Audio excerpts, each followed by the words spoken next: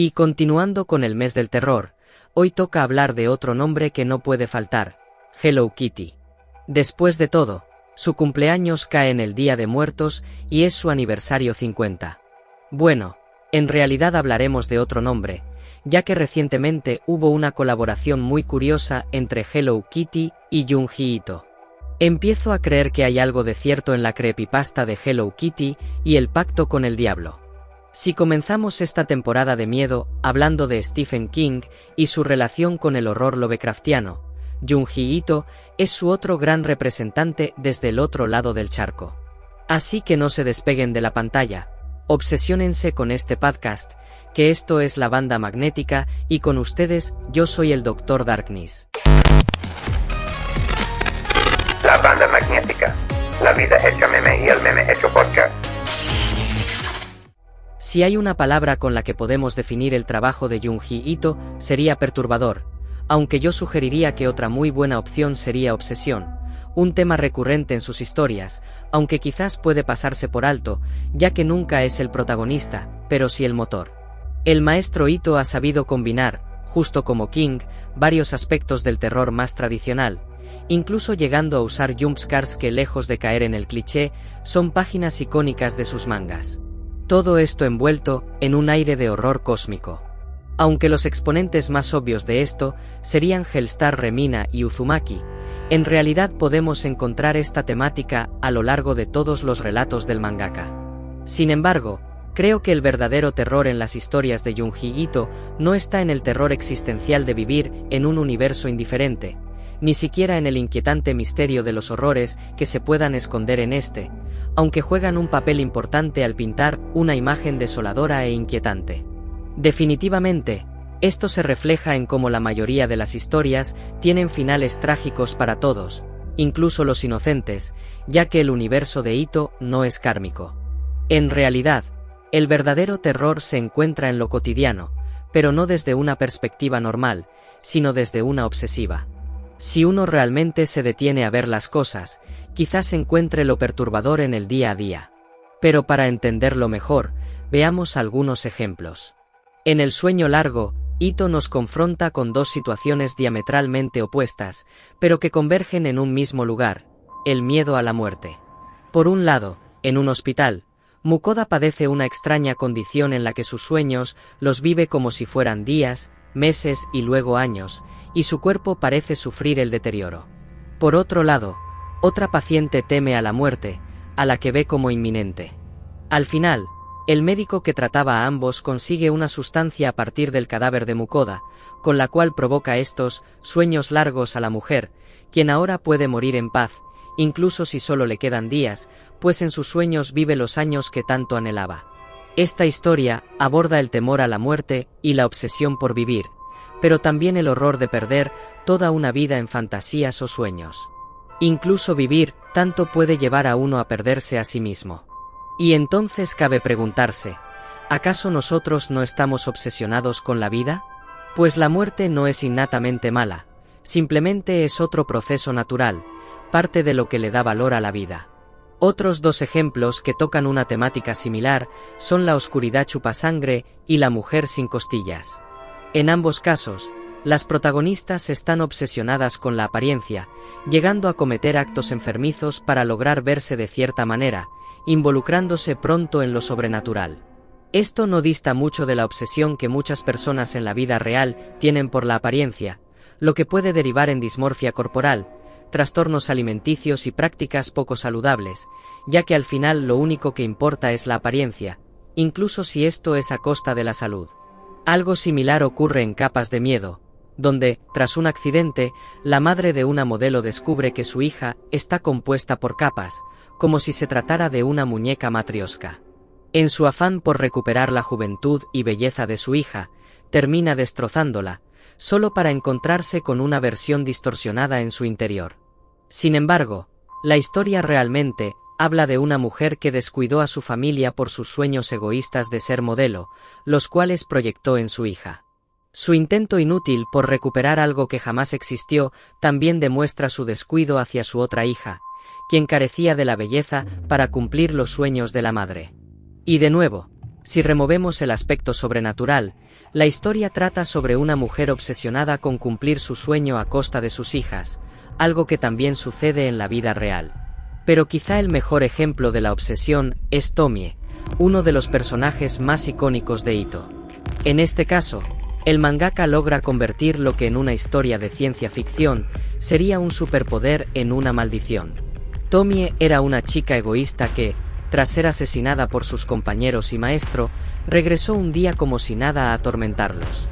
Sin embargo, no se detuvo ahí, pues desde entonces, Tomie va de lugar en lugar tomando más víctimas, ya que posee dos poderes, o más bien, dos maldiciones. La primera es una capacidad regenerativa que hace que Deadpool y Wolverine parezcan novatos ante ella. Aunque esta habilidad se convierte en algo grotesco, pues surge la pregunta: ¿qué pasaría si le cortas la cabeza a Deadpool? ¿Le crecería una nueva cabeza o un nuevo cuerpo? En el caso de Tomie, la respuesta es ambas, y en ciertas circunstancias incluso crece de formas grotescas, luchando contra sí misma en su propio cuerpo. En realidad, esta habilidad regenerativa es una maldición, pues la vida de Tomie siempre toma un giro trágico. Y esto nos lleva a su otro poder, que fácilmente podría confundirse con el de enamorar a los hombres como una sirena, pero tan solo con su presencia. Sin embargo, lo que realmente hace es que los hombres se obsesionen con ella, y esto es muy diferente al amor. Tal es la obsesión que quienes caen en esta locura terminan razonando que la única forma de estar con ella, y de que solo les pertenezca, es matándola. Parece que los únicos que logran salvarse de este destino son aquellos que pueden ver su verdadero rostro, el de un monstruo, o quienes conocen el amor verdadero. Esto es lo que convierte a Tomie en un monstruo, pues, al igual que los hombres se obsesionan con ella, Tomie está obsesionada con lastimar a los hombres. Es sádica y déspota, enfocándose en aquellos que no son fáciles de manipular, ya que para Tomie no tiene sentido que no todos los hombres sean iguales y que no solo les importe la carne. Creo que estos temas, como confundir la obsesión con el amor o dejarse llevar por la venganza, son especialmente relevantes hoy en día. Podemos encontrar paralelismos con la vida diaria, donde no vemos a las personas como individuos complejos, sino como enemigos.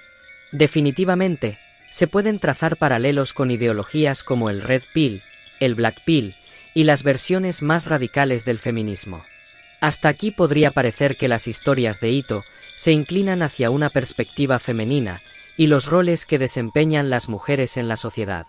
Sin embargo, muchos de estos aspectos también aplican a los hombres, y hay otros que a primera vista parecen más inclinados hacia una perspectiva masculina. Por ejemplo, en la historia de Ancestros, se habla del temor y la responsabilidad obsesiva por preservar, en el caso de Japón, el honor de los ancestros. En un sentido más general, se trata del miedo a no vivir a la altura de sus expectativas, ya que somos quienes los representan. El objetivo del protagonista era casarse, no porque esto le importara, sino porque era su deber para mantener el linaje y los conocimientos de sus ancestros. Esto no se aleja mucho de cómo la sociedad espera a menudo que todos formen una familia, sin cuestionar si realmente es lo que desean. También se podría hablar de cómo, en muchos casos, los hijos siguen los pasos de sus padres en cuanto a carrera o profesión, no por interés genuino, sino por cumplir con expectativas impuestas. En Glicéridos, se explora la obsesión de un hombre por mantener a flote su restaurante, cayendo poco a poco en la locura y entregando literalmente su cuerpo a su trabajo.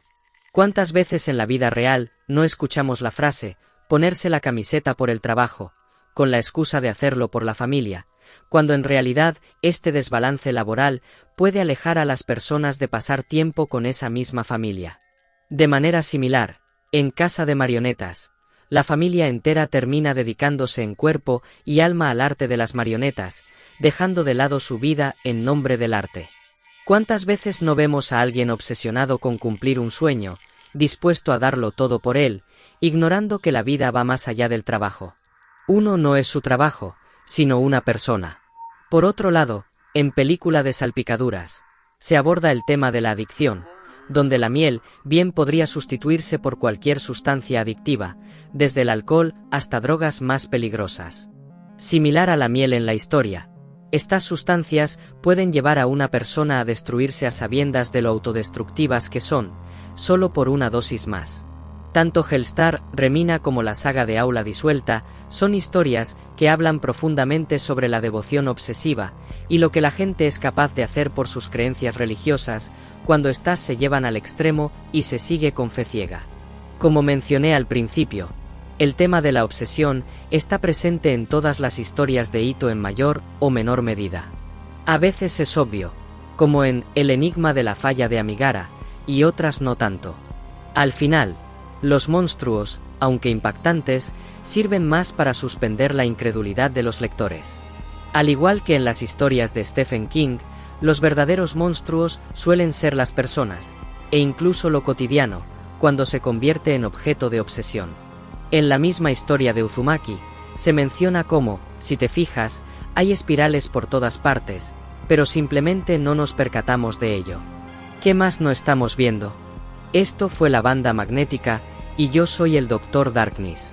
Recuerden que pueden encontrarnos en Instagram y Facebook como la Banda Magnética, y pueden seguir nuestro podcast en YouTube, Spotify y iHeartRadio.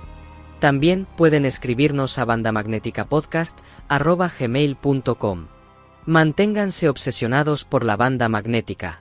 A lo único que debemos tenerle miedo es al miedo mismo.